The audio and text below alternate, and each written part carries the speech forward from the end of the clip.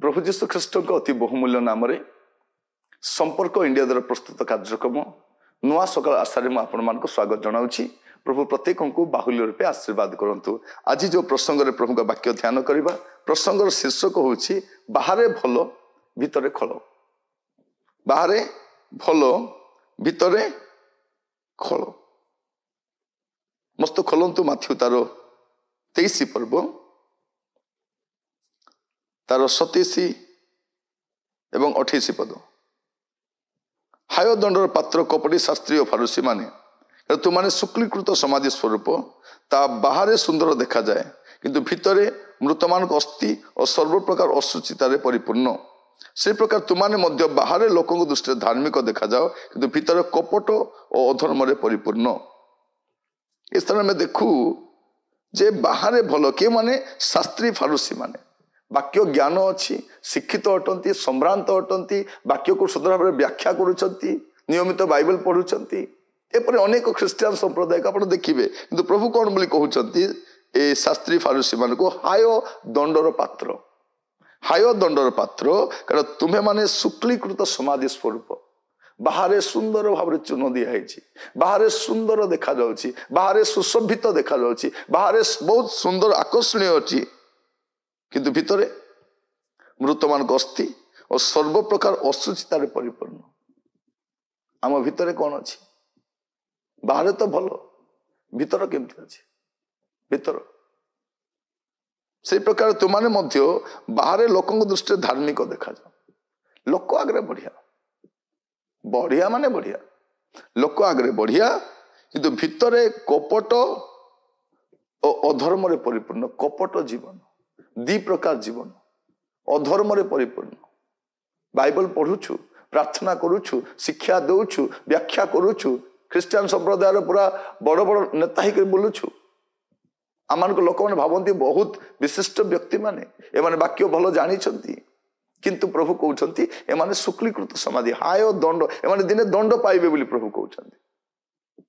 आम कथा कहूना तो आज आमर परिस्थिति से नुह तो से मुझे पचारे चाहे बाहरे भल भितर पूरा खलपा किछि ना कंकाल दुर्गंध।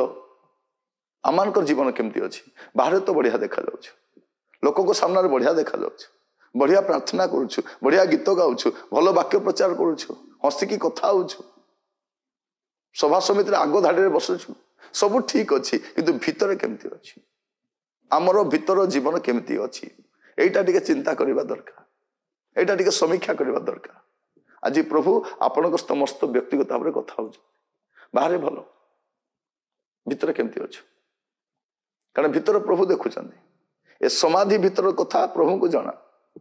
बाहरे चून दिया चली प्रति वर्ष सफा होरी सुंदर बना जाउछि किंतु भितर केमती अच्छी आमाने मध्य बाहरे वाक्य ज्ञान रे धुरंधर वाक्य प्रचार धुरंधर आराधना करने देले वाक्य प्रचार करने देले बहुत सुंदर भाव करुछु किंतु भितर केमती अच्छे कौन लिखा जाउछि सर्व प्रकार अशुचिता रे परिपूर्ण। से प्रकार तुमाने मध्य बाहरे लोकों दृष्टि धार्मिक देखा जाओ बाहरे देखा जाओ किंतु भितरे कपट और अधर्म परिपूर्ण। तेणु प्रभु 26 पद कौन कहते रे अंध फारुस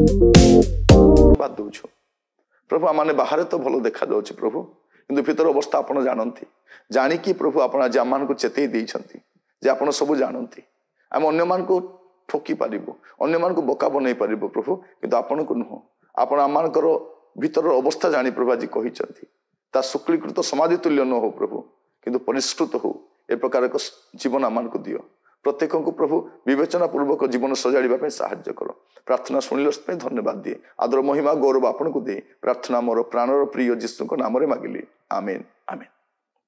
प्रभु आपण मान प्रत्येक को बाहुल रूप आशीर्वाद करूँ आज कार्यक्रम जड़ित होती आपण मान धन्यवाद दूची आसंता समय आप जड़ित हेबे पुणे आपन प्रियजन बंधुवर्ग जो मैंने कार्यक्रम एवं जानी ना से परिचित करातु जपर से प्रोग्राम लाभ उठे पारे आपण मान धन्यवाद दूची नियमित देखुवर मो एवं आम टीम प्रार्थना करुवे जपर आम आहरी आपण मान सम्मुख में प्रभु वार्ता नहीं आसीपर आसंता काली नुआ अध्याय जड़ित हवा से पर्यंत विदाय दिंतु नमस्कार।